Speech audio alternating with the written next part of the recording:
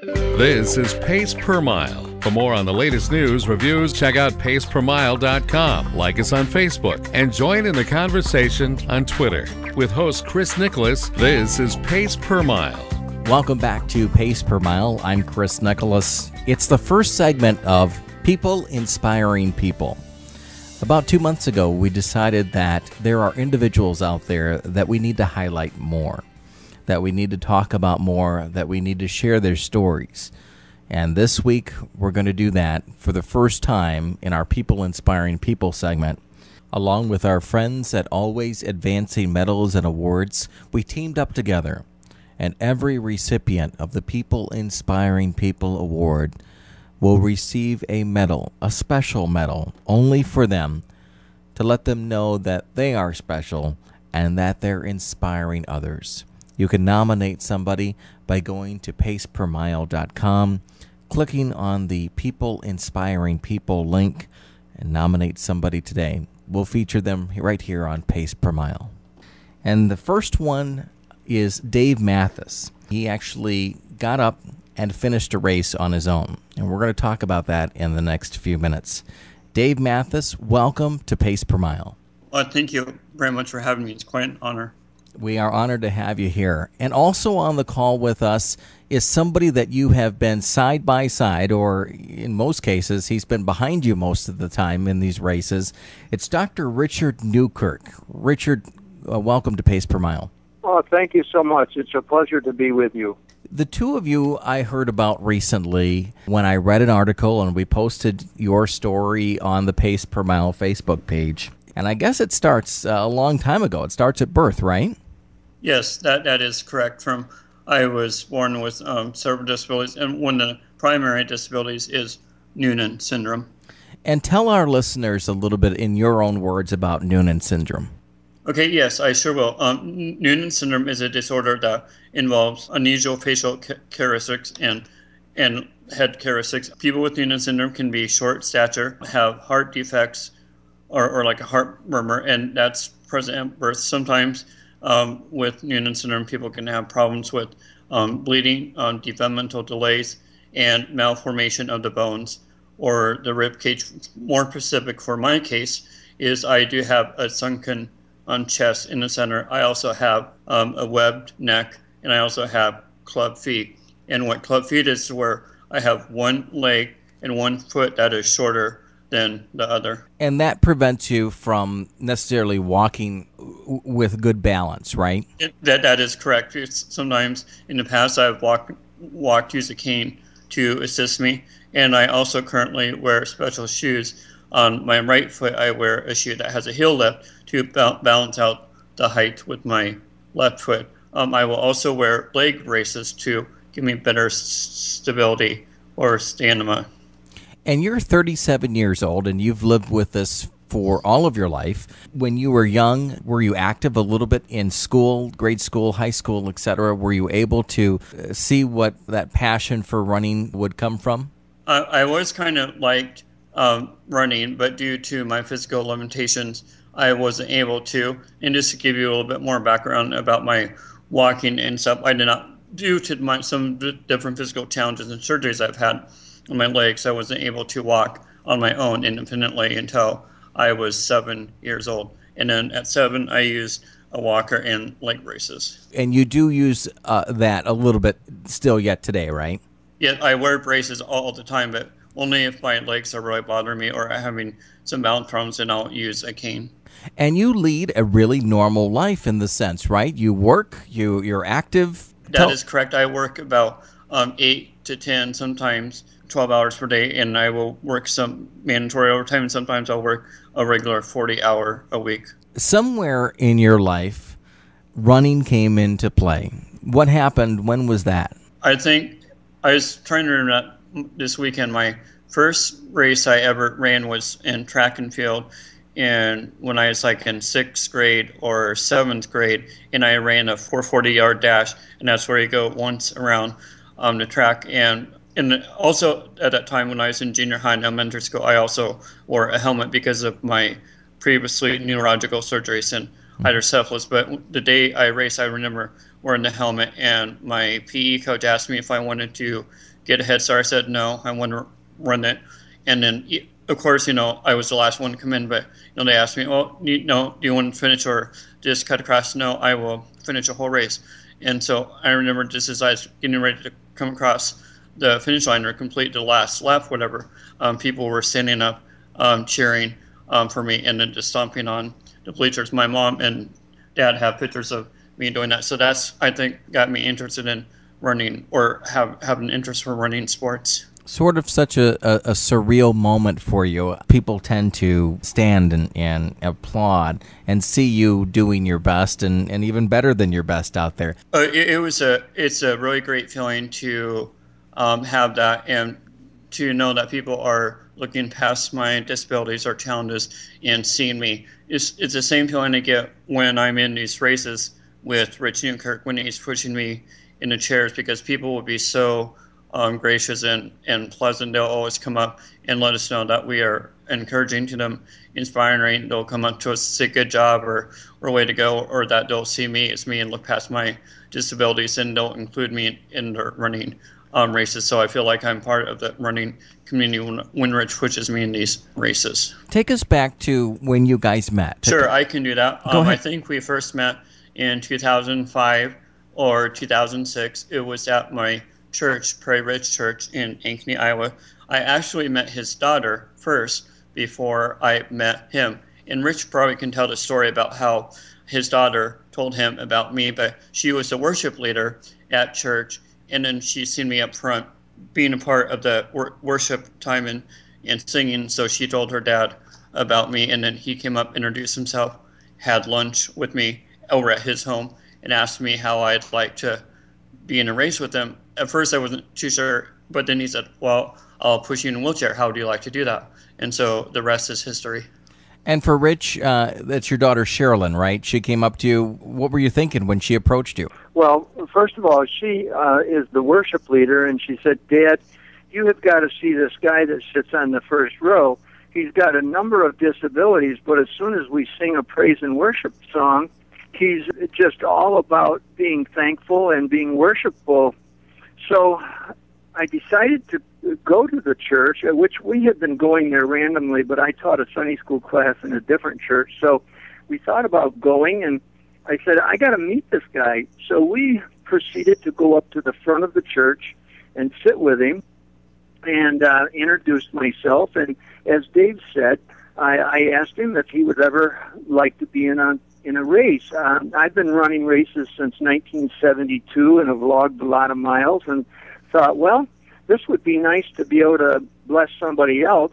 Interestingly, though, the blessing has been all mine, because watching Dave and getting to know him, I think I've gotten more of a blessing than he has. What was the next step for the two of you? Did Dave kind of think, hey, this guy's pretty silly for saying this, or what was his reaction to that? Well, Dave, as he's told you earlier, he did not get a chance to be able to participate in school activities. And I've been an athlete all my life and was able to play sports in high school and college and then post-college, and have really been blessed and thought, boy, I would like to see this guy be able to participate. So as soon as I mentioned to him that I would like to push him in a wheelchair, he kind of lit up like a Christmas tree and thought that would just be fantastic. So literally we've been doing that ever since. We run 10 to 15 races a year. We do what's pretty significant race that's pretty famous race here in Des Moines. It's called the Dam to Dam. It's the largest 20K race in North America. It's about 8,000 runners, and we've been able to do that every year, along with a number of 5Ks and 10Ks, as well as half marathons. We do the Des Moines Half Marathon. We've been able to do some pretty good times, although sometimes I have to tell Dave to sit lighter and lose weight so that we can get a better time. But it's just been a lot of fun. As Dave said, the people that run alongside us, or we pass or they pass us, they are so encouraging. They also have just been a real blessing to us. And Dave, do you remember that first race? Do you remember that experience? Yes, I do. I remember our very first race was a dam to dam, and I think that was about in 2006. And when we were a few weeks before the actual race, I would go to Rich's house once a week so he could practice pushing me and getting his times, so they were good.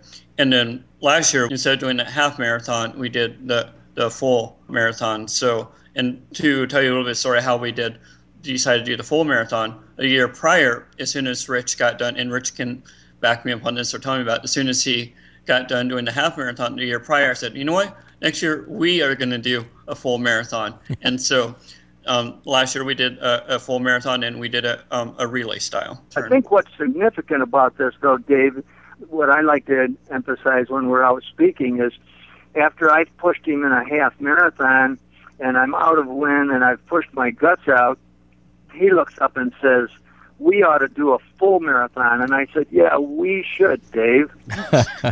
Nice.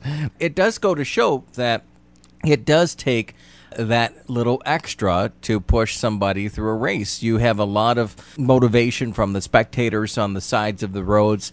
You have a lot of motivation from your fellow runners that you're passing or that are passing you. And I think that adrenaline keeps you going, right? I mean, obviously it's not easy. Well, yeah, and there's a lot of significant hills, and when I say significant hills, there are some really steep hills, and pushing 180 pounds up the hill is, as you said, you need a little extra bit of adrenaline, and the other runners provide that. Been very blessed with good health over the years. I've logged somewhere around 40,000 miles running since '72. I'm now 64 years old, and we've been able to log 8.5-minute miles in the half marathon and in the 20K races. So we're both very blessed, and we kind of, you know, we use each other's adrenaline to play off from each other. That is true. I agree with that. And we even have done 2 triathlons. We have done the High V triathlon for 2 seasons, and we even have done the Copper Creek triathlon. When we do the triathlon, Rich will push me in a wheelchair. And when we did a triathlon, we had a swimmer where they built a special kayak so they could pull me in a kayak. And then we had a person that biked with me, and a special trailer was built for that. We just did the triathlon for 2 seasons, but that was real fun. By my calculations, you have done close to 100 races together? Yes, I would say so. There obviously is the great moments of crossing the finish line and everybody that's cheering you on and looking up at Rich and saying, we need to do a marathon next year. But what about the tough moments? Have there been any? Sure. Some of the tough moments I have or had was growing up through school or high school or even some college. Kids would not always be the kindness to me. They'd be cruel, or sometimes even now going out and when people see me for the first time or see my different challenges or exterior differences I have, until they get to know me, then they will tend to warm up to me. And I'm sure we have some listeners that are listening to the show that probably have either family members, friends, somebody close to them that might be in the same situation, maybe not with the similar syndrome. But what's your advice to them when it comes to seeing somebody that might be different than themselves? Okay, that's a great question. One thing I always encourage people to do is go out and strike up a conversation with someone that you see that is a little bit different, or maybe go up, open the door for them, or if they're sitting at a table all by himself, to stop by and say, hey, how's it going? Or just, make a little small talk about the weather or something like that, or introduce yourself. Just get a chance to know them and let them know you. And you've had a chance to share that life experience with others too, because you and Rich, you're talking to churches and other organizations and maybe running clubs, but you've been out there sharing your story and hopefully inspiring others. What sort of experience has that been? It's been a positive experience, and just knowing that I can give back, and hopefully if someone is out there and are listening to our talks, that if they're kind of having a tough time or if they want to do something, it may not be another race, but if they want to do something, try something new, then they can say, well, if these guys are doing that, then maybe I can try this too. So an 8.5-minute mile, okay, Rich mentioned that a few minutes ago. You've raced together nearly 100 times in races. You've had standing ovations, you're talking and speaking, And this past week or so, you decided to surprise Rich, and that's really kind of the bulk of the conversation that we want to get into right now. And there is a gentleman on my notes that I'm going to read here, and his name is Joe Hogan. Where does Joe Hogan come into play here? Yes, Joe Hogan is my personal trainer from Anytime Fitness, and last April I decided to join a fitness center just to get better stability and stamina and strength and upper arm strength.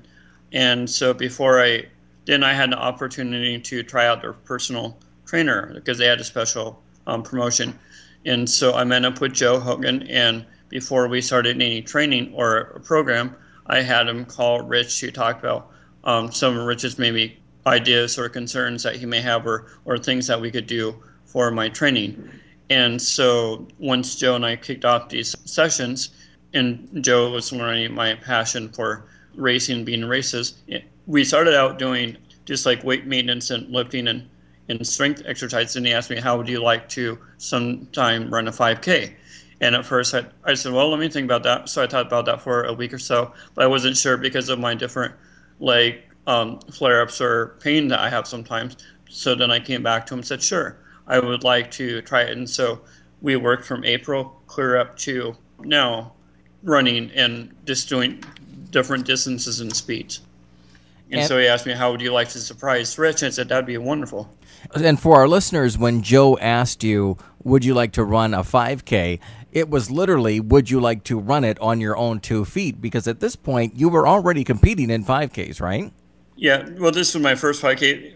Only in a race I've been in just when he was pushing me in wheelchairs. But he said, how would you like to do your own race with the doctor? I said, that'd be great.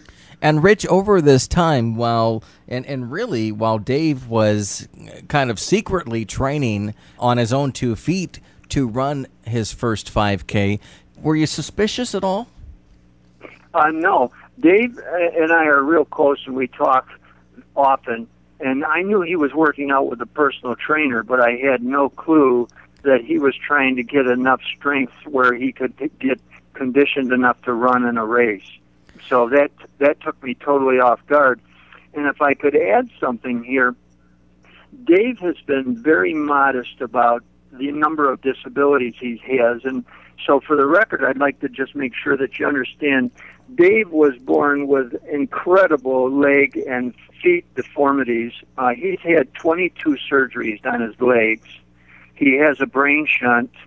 He has a heart valve. He had hydrocephalus that required operations. He has ear tubes, and he wears leg braces.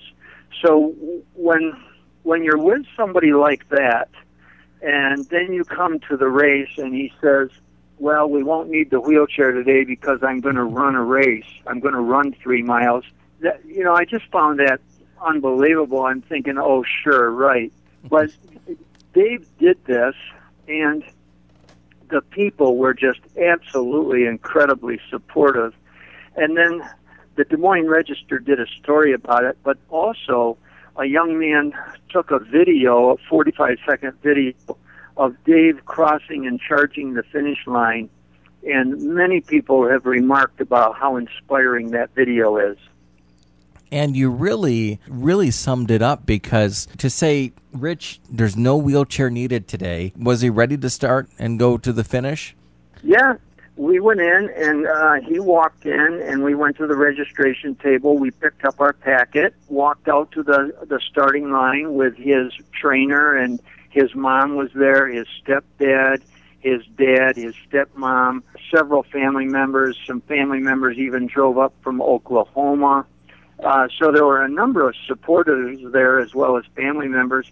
And when he took off from the start line, just everybody was kind of amazed, because many people in the Des Moines area have seen the stories on us, and to think that Dave could get out of the wheelchair and run a 16-minute mile was just kind of over the top. And Dave, you did it. You had Rich by your side through the whole race. Any struggles, any real issues to run that 3.1?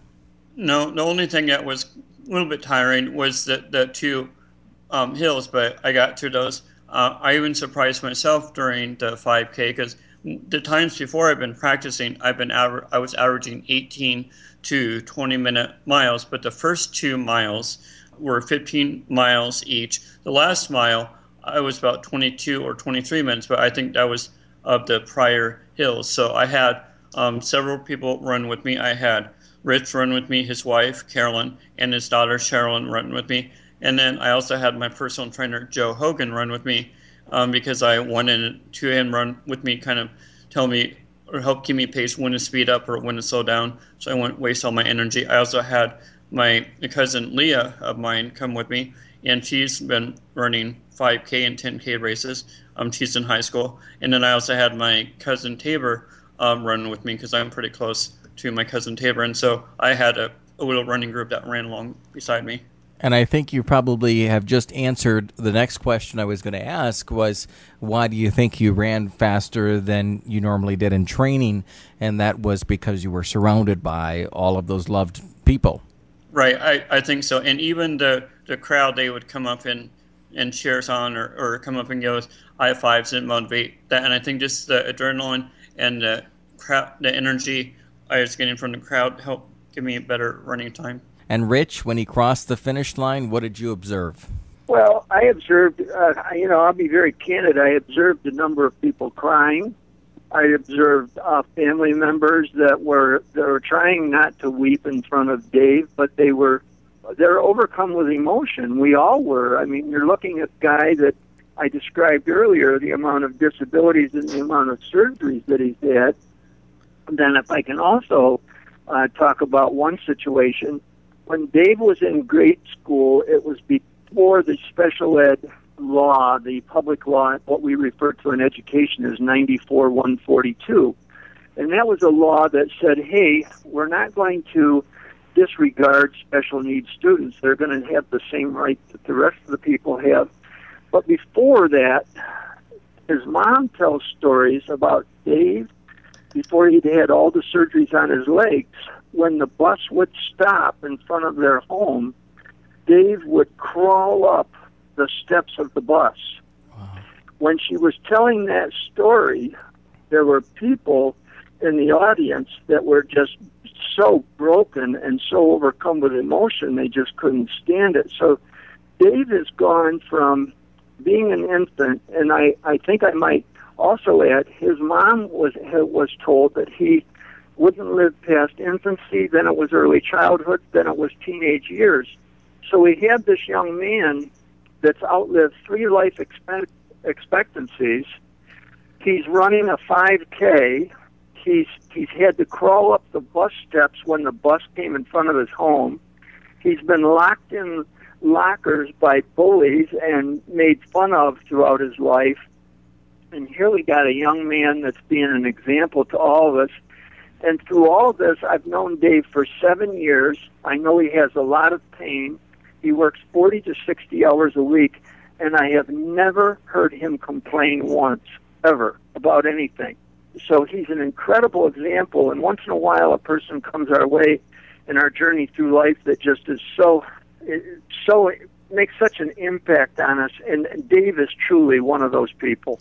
Dave, how do you feel about Rich saying all of that about you? I feel greatly honored and blessed just to hear him say that. I value their friendship that I have with him and his wife and his whole family. That they've included me and accepted me as part of an extended family member. And now you are not only competing together over the past 7, 8, 9, 10 years, but also now you're racing on your own with a group of friends and family around you. We talk all the time about those individuals that are on the couch sitting at home. What would you say to them? What I would say to them is find something that they're passionate about, whether if it's racing in a road race or maybe playing softball or baseball. Get out there and just do something, or if they're not sure they can do it, just do it in small steps. Just like when I started training with Joe, we did a quarter mile, then we did a half mile, and then 3/4 mile, then a mile, and then finally we built our way up to 3 miles. And he written out a program on, okay, I want you to run 2 days a week for so many weeks, and then 3 days. And so just start in small steps, and if you break it down in small steps, and your goals will be easier to achieve. Great advice. What's the next step? Are you going to stay in the wheelchair for some races or try to stay on your feet for others? I think for a majority of our races, I will be in a wheelchair because I don't think I would have the ability to do prolonged races, but maybe if I do 1 or 2 races a year, that's something that I would be able to handle. And the wheelchair itself, have you had to upgrade the wheelchair, or what's the situation there? I'll let Rich answer that question. He can probably tell you more about the wheelchair and the maintenance involved. Yeah, that's interesting. We have T-shirts that say Team Mathis, and those T-shirts and the wheelchair was given to us by Hammer Medical Supply in Des Moines. And the director and CEO of Hammer Medical is very familiar with Dave's case, and he knew the family. So he volunteered to provide a wheelchair for us when we first started doing this, and I have talked to the gentleman as late as today about fine-tuning our wheelchair every now and then because we put a lot of miles on it. And so Hammer Medical has been just very, very supportive to us, providing the chair and shirts and just encouragement along the way. So we've been blessed by a number of people. It's great to hear, and you need that support and to have somebody that's behind you to make sure that you're not hindered anymore to compete. I think that's incredible, so we appreciate their support. I might also add that as a result of some of the neat things that Dave has done recently, Dave has been asked to speak at the Noonan Syndrome Conference in Orlando, Florida. And we do have a video that I'm guessing that you're going to link, but Dave is willing to go out and speak about his disabilities as well as talking about motivation and so forth. So Dave's not only been an encouragement to me, but he's starting to be an encouragement to a lot of different folks. It sounds like that. And Dave, what about the future? I don't know much about this particular syndrome. What's the future hold for you? That's a good question. Instead of looking to the future, seeing what kind of health challenges or health I may incur, I just take one day at a time or one moment at a time. So I just live life to the fullest and the best I can. And so far, I'm not having any health challenges that would affect my future. So that's great to hear, and we'll keep following your progress as you continue to compete. Rich, there's got to be a website and information that we can send our listeners to. Right. If you want to look under Dr. Richard Newkirk, and if you Google that, and you can look at a video that we use for speaking in churches, and that one is Dr. Richard Newkirk, God is Good. And then we have another one that's called You Gotta Believe, that's more for the secular side when we do workshops. And both of those are inspiring. They tell Dave's story.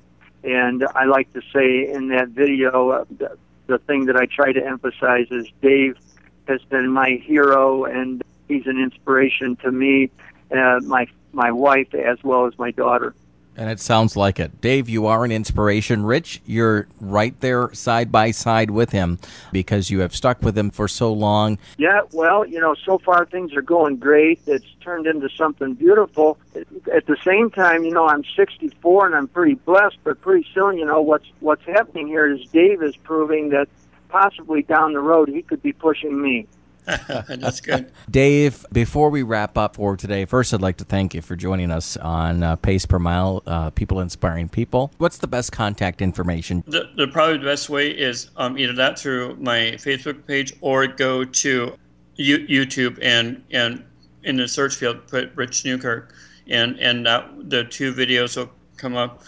God is Good and You Gotta Believe. And then at the end of both videos, they have Rich's contact information for how to get hold of us for speaking videos. And we'd love to keep the door open to have the 2 of you back on. Great. To keep track of you.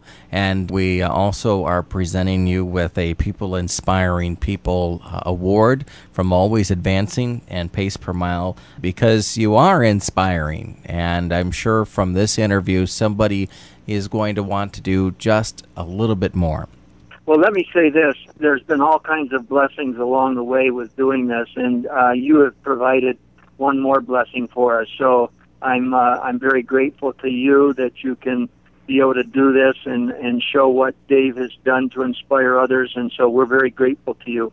Thank you. That means a lot. And we're only a portal to get these great stories out to the listeners. So keep doing what you're doing. That's the most important part. And thank you so much for having us, and I look forward to future times meeting with you. Sounds like a plan. We're going to wrap up here on Pace Per Mile, but Dave Mathis, Rick Newkirk, and you've inspired us today. So thanks for joining us on Pace Per Mile.